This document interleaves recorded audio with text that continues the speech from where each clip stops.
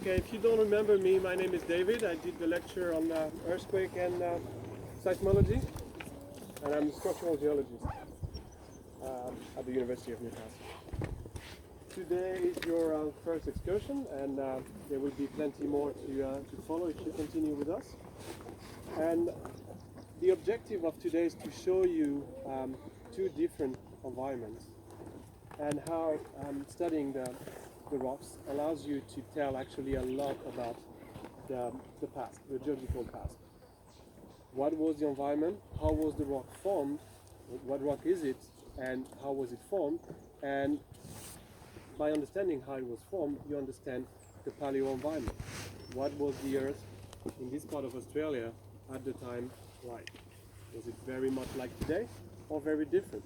Was it like Antarctica or was it like Equator? Okay, these are the kind of things that you can figure out by looking at the rock record. Okay, so we are in the first stop, the first part of our excursion at Mulbring Quarry, and if you look at page 3 of your booklet, you have a map of where we are. Okay, so on this map you have Newcastle right here on the coast. And all this color, pretty much, the blue, the green, and the orange is, maybe not the orange, the blue and the green is the Sydney Basin part of the Hunter Valley. Okay, so we go all the way to Mulbring, just on the western side of Mount Sugarloaf that we can see from Newcastle. The blue is the Permian sedimentary rocks of the Sydney Basin, and the green is the Triassic rock of the Sydney Basin.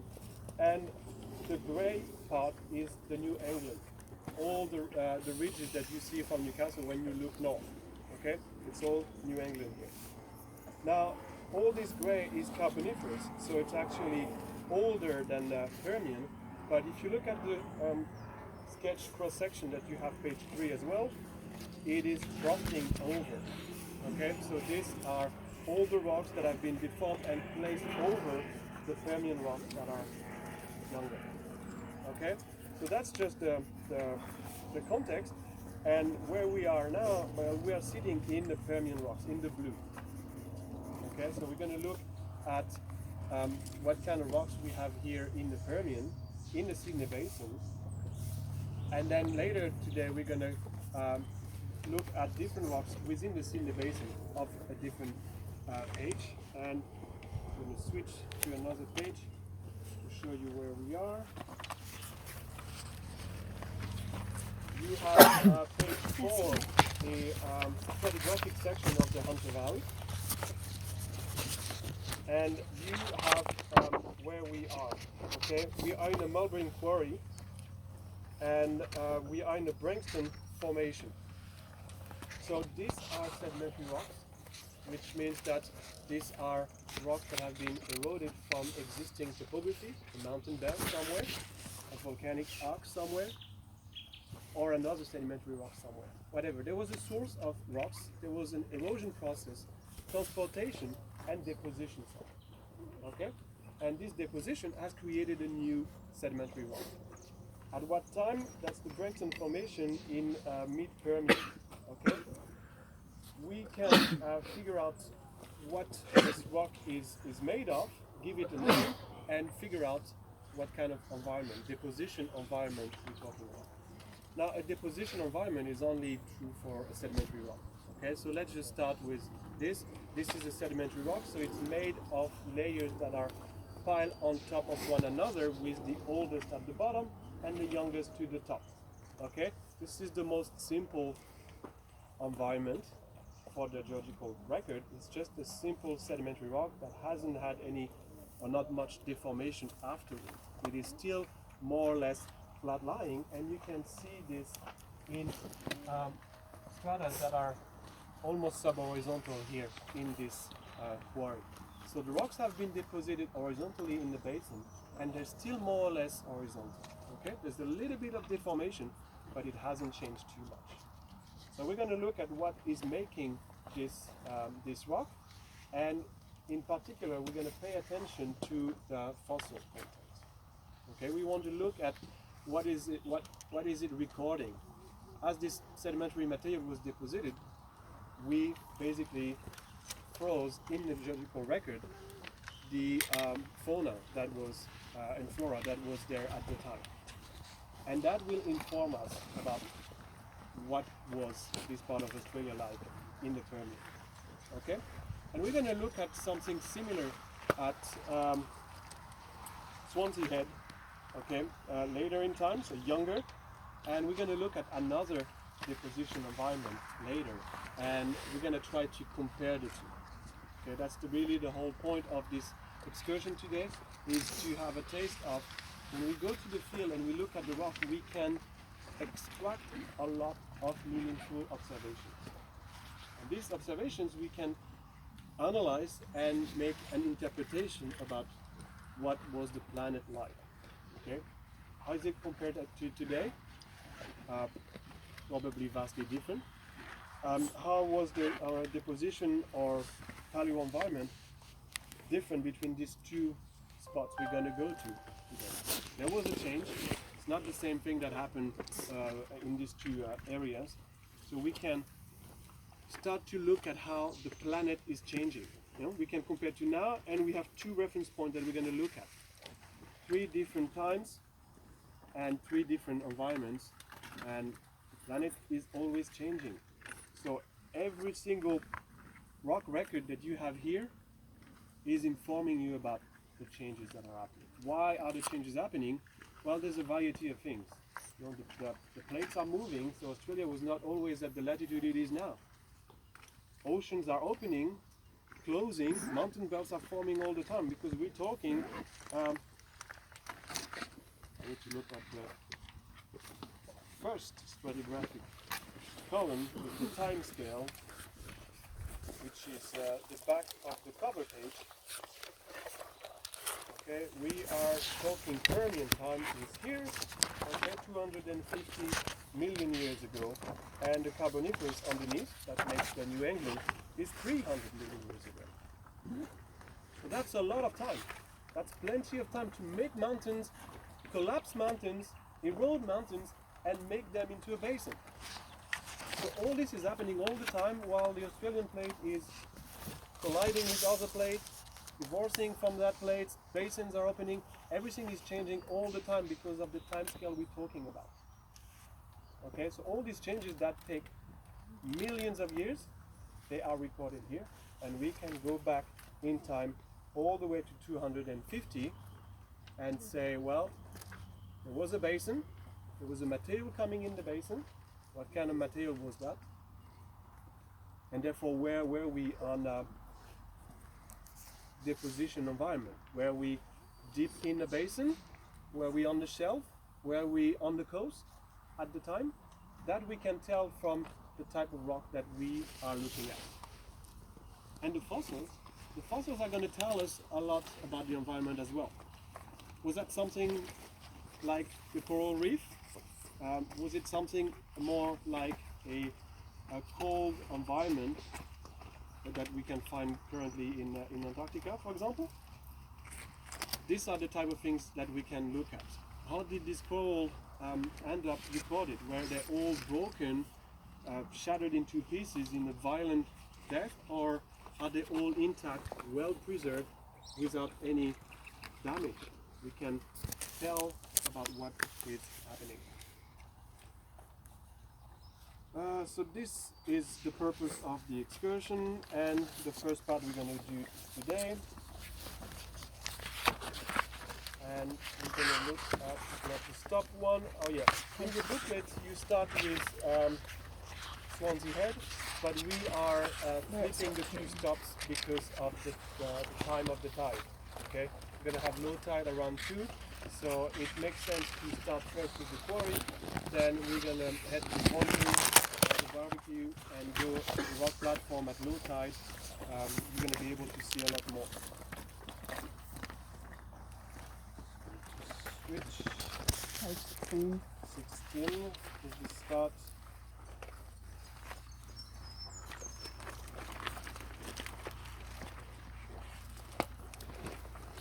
Right.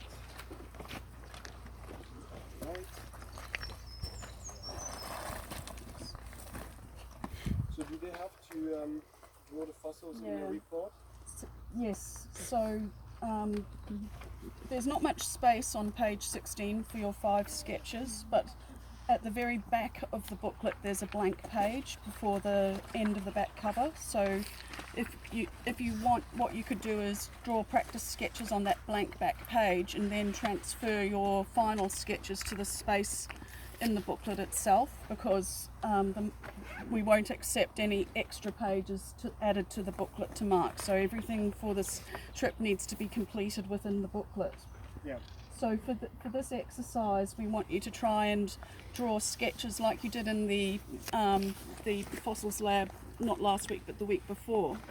We would like you to try and identify at least 5 different kinds, and we know that here we can find things like brachiopods, bryozoa, mollusks, we can find crinoids, there's coral here. Apparently people have found trilobites, so I don't know anyone who has. And we've found gastropods here, so there's a range of different fossil creatures that you can discover in this quarry, and we'd like you to identify at least 5 different kinds, draw a sketch. What do you have to add for the sketch to be properly meaningful? Scale. Yes, a scale. Make sure you include a scale and tell us what you think the fossil is, so identify what it is. So what we'll be doing now until probably about, for the next hour, probably till about 10:45, is you can split up and walk around the quarry, pick up rocks. There are fossils in the rocks that are loose, but there's also fossils preserved in the rocks that are in situ.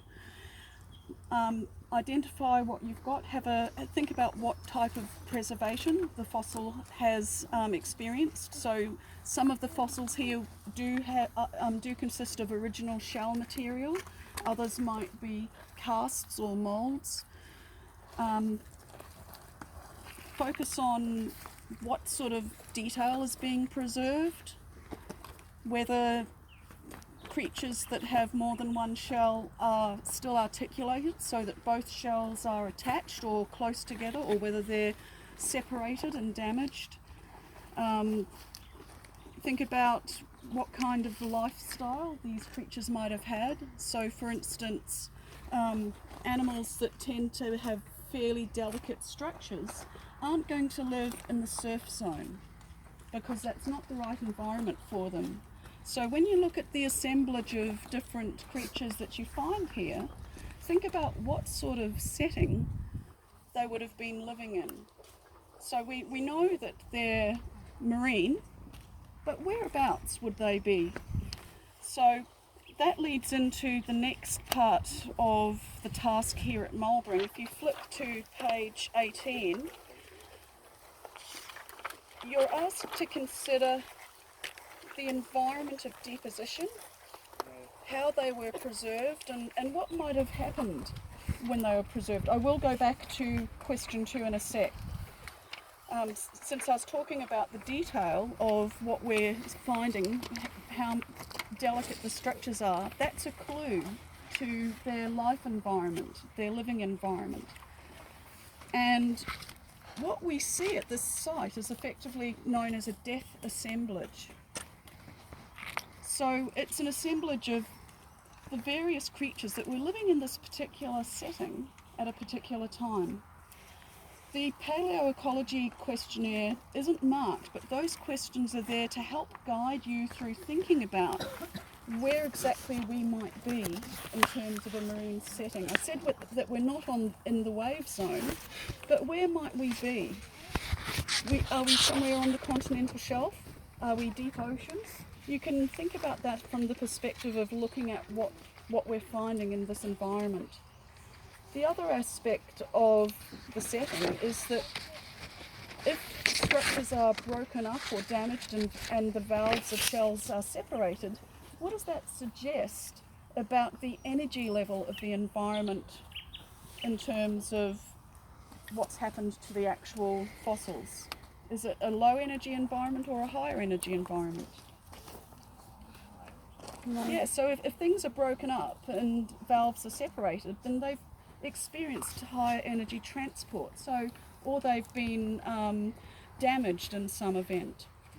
So when you find shells that are close together to their other half or very delicate structures well preserved, it suggests that the environment is a lower energy type of environment.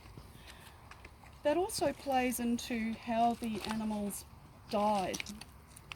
If there's a catastrophic event that suddenly wipes out this particular environment, this particular system, then you might see evidence of that in the way that the fossils are preserved and how they appear. But we can talk about that more later after you've had a look at the detail of the fossils and drawn some sketches. So those are things to have in your mind while you're thinking about what you're drawing. With respect to question 2, over on this side of the quarry, in some of the strata over there, you can find rounded pebbles within the rock. What we'd like you to do is think about how those pebbles got there, and that also leads into thinking about environment overall. When you look at most of the samples, this is the Branxton Formation, most of the rock here is a very fine sandstone to a siltstone. And that in itself is suggestive of the type of environment that we're in. So finding pebbles that are several centimetres in size, that's a bit incongruous. It's out of keeping with the bulk of the sediment that we've got here. So when you get the chance, have a look at some of the pebbles and have a think, how could those pebbles have ended up preserved in this ecosystem, in this environment? And we can talk about that as well when we round up the end of this session. So for the next hour, where's Kendall? Oh, Kendall is here to help. David and I'm Kathy, if you haven't met me already, are here to help you with answering questions about the fossils that you're finding, how they might be preserved, and the environment that they were living in. So go to it, have a look around. And you have page 19, yes. And after a number of sketches yes, and photographs yep, they're from of the different fossils that you might find. Okay, so when you find a fossil, well, look at the features you see and compare the features you see on that fossil to the different sketches you yes. have. Okay, it might be one fossil, but you might have a cast of the inside or the outside, or you might have the yes. original.